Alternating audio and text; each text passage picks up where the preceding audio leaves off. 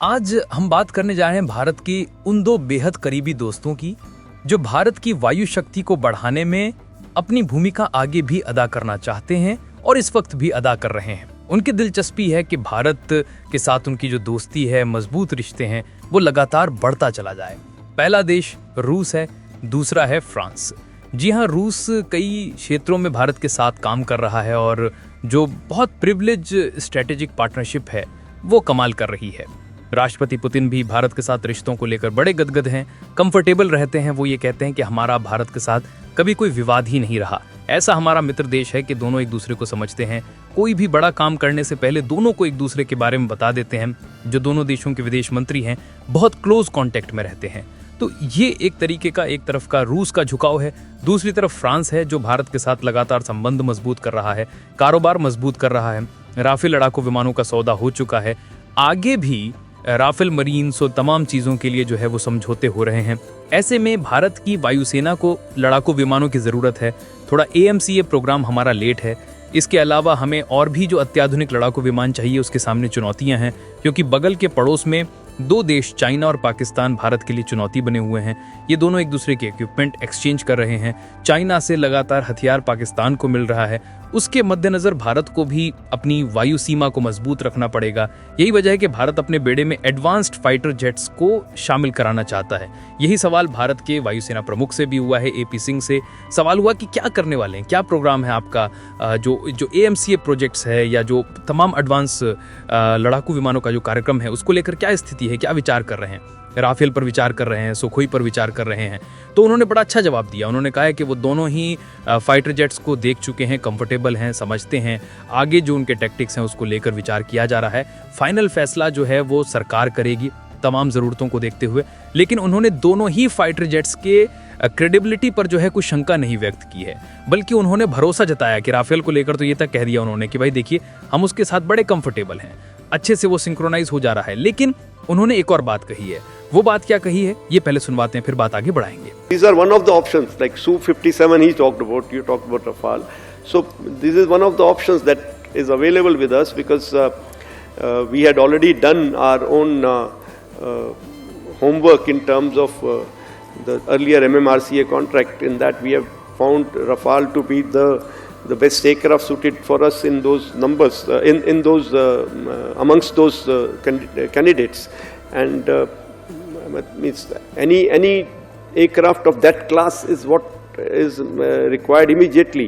Now whether it is Rafale or something else, it really doesn't matter, but yes, Rafale is easy to absorb.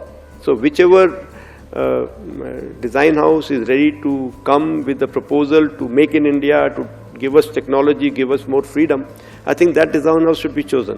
तो वायुसेना के प्रमुख ने एक बात जो बहुत अहम तरीके से कही हुई है कि जो हमारे मेक इन इंडिया प्रोग्राम को सपोर्ट करेंगे, जो हमें अपनी टेक्नोलॉजी देंगे, पूरी तरीके से हमको भी सशक्त करेंगे, हम उनके साथ कारोबार करेंगे।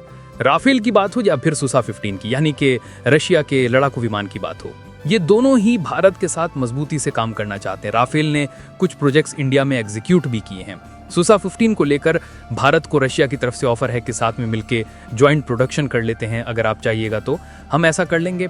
अब ये दोनों लड़ाकू विमानों की थोड़ी विशेषताओं पर भी हम बात कर लेते हैं, नजर डाल लेते हैं। तो जो सुसा है वो 5th जनरेशन है, स्टील्थ फोकस्ड है। इसके अलावा राफेल का जो है फ्रांस का वो 4.5 multi role battle proven fighter jet है। स्टील्थ कैपेबिलिटीज जो है सुसा-15 की बेहतर बताई जाती है, लेकिन उसके साइड और रियर में थोड़ी कमजोरी बताई जाती है स्टील्थ कैपेबिलिटीज में। वहीं राफेल जो है उसको लेकर बताया जाता है कि RAM कोटिंग है उस पे।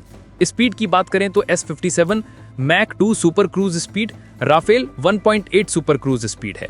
बहुत अच्छी मैन्यूवरेबिलिटी भी है, जिसमें सुसा-15 के पास सुपर मैन्यूवरेबिलिटी है, उसके बाद राफेल के पास हाई मैन्यूवरेबिलिटी है और थ्रस्ट वेक्टरिंग है सुसा-15 में, 3D टर्न है सुसा-15 में। रेंज की बात की जाए तो 3500 किलोमीटर है सुसा-15 की, रेंज 3700 राफेल की है। हथियार की अगर हम बात करें तो सुसा-15 में हम लगा सकते हैं R-77M, इसकी रेंज 200 किलोमीटर बताई जाती है। इसके अलावा KAH-69 इंटरनल बे है इसके अंदर। वहीं राफेल में मैटियोर लगा सकते हैं, स्काल्प लगा सकते हैं, 14 हार्ड पॉइंट्स हैं इसके अंदर। रडार सेंसर्स की अगर बात करें तो AESA, बेल का IRST इससे लेस है। इसके अलावा अगर हम राफेल की बात करें तो AESA, इसके अलावा स्पेक्ट्रा EW सिस्टम इसमें लगा हुआ है। प्रोडक्शन जो है अब तक 30 से अधिक है, 2025 तक स्लो है क्योंकि कल पुर्जों की सप्लाई की समस्या है सुसा 15 को लेकर रशिया के सामने। वहीं राफेल की अगर हम बात करें तो 300 से अधिक बन चुके हैं और एक्सपोर्ट इसका हिट है। वहीं कॉम्बैट एक्सपीरियंस यूक्रेन सीरिया में लिमिटेड रहा है, मुख्यतः स्ट्राइक में रहा है। वहीं लीबिया माली अफगान में ये फुल एक्शन दिखा चुका है। तो इस तरह की कैपेबिलिटीज़ हैं जिसको लेकर जो है वायुसेना समीक्षा कर रही है और कह रही है कि जो बेहतर होगा हम उसकी तरफ ध्यान देंगे, उस पर काम करेंगे। ये जो स्टील्थ मोड है सुसा 15 का, उसे बेहतर बनाता है, मैनवर जो है वो बेहतर बनाती है। लेकिन 5th जनरेशन का लड़ाकू विमान क्या सिर्फ मैनवरेबिलिटी पर ले लिया जाए, मैनवर अच्छा करता है इसलिए कंसिडर किया जाए? ये तमाम सवाल हैं। ये फैसले तो देखिए सरकार को करने हैं, लेकिन सबसे बड़ी बात वो ये है कि भारत इन 2 लड़ाकू विमानों को देख परख रहा है, यानी कि कंसीडर कर रहा है अपने मित्र देशों के साथ इस तरह के समझौते में। और शर्त वही है कि मेक इन इंडिया को मजबूत करिएगा तो हम आपके प्रोजेक्ट पर विचार करेंगे, जो हमारी ज़रूरतें हैं अगर आप वो पूरी करिएगा तो हम आप पर विचार करेंगे। तो कहीं ना कहीं रशिया से लेकर फ्रांस इस तरह की खबरों से ज़रूर गदगद होंगे, क्योंकि भारत अपने बेड़े में अत्याधुनिक लड़ाकू विमान चाहता है। वो ऐसे विमान चाहता है जो दुश्मन पाकिस्तान को मज़ा चखा दे। चाइना के साथ अगर कभी टकराव की स्थिति बने तो भारत को सुपेरियरिटी हासिल हो। तो ऐसे में इस तरह के लड़ाकू विमानों पर भारत विचार कर रहा है। अब वो खरीदेगा क्या, सुसा 15 लेगा या और राफेल लेगा, ये वक्त को तय करना है, ये सरकार तय करेगी, ये वक्त के साथ पता चलेगा। लेकिन फिलहाल इस तरह के बयान बताते हैं कि रूस भारत फ्रांस में जो दोस्ती है, जो रिश्ता है वो मजबूत है। और एयरफोर्स चीफ का ये कहना कि हम दोनों ही पक्षों को देख रहे हैं, मेक इन इंडिया की तरफ जो ज़्यादा झुकाव रखेगा, जो ट्रांसफर ऑफ टेक्नोलॉजी करेगा, जो वायुसेना को पूरी तरीके से सशक्त करेगा, आत्मनिर्भर भारत में कंट्रीब्यूट करेगा, वो कंसिडरेशन पाएगा। तो किसको मिलेगा ग्रीन सिग्नल भारत की तरफ से, ये तो वक्त बताएगा। लेकिन फिलहाल अगर देखा जाए तो ये अच्छी खबर है और भारत अपने मित्र देशों की तरफ ही देख रहा है। उसकी सबसे बड़ी बात भी यही है। डिफेंस सेक्टर में भी भारत सेल्फ रिलायंस की ओर तेजी से कदम आगे बढ़ा चुका है। विदेशों पर हमारी निर्भरता निरंतर कम होती जा रही है और इसी विजन को लेकर आज भारत एक सशक्त और वाइब्रेंट डिफेंस इंडस्ट्री खड़ा कर रहा है। हम अपनी सुरक्षा के लिए बहुत हद तक डिफेंस इंपोर्ट पर पहले निर्भर रहा करते थे, लेकिन आज हालत बदल रहे हैं। अब हर पुर्जे, हर हथियार, हर प्लेटफॉर्म पर गर्व से लिखा जा रहा है मेड इन इंडिया।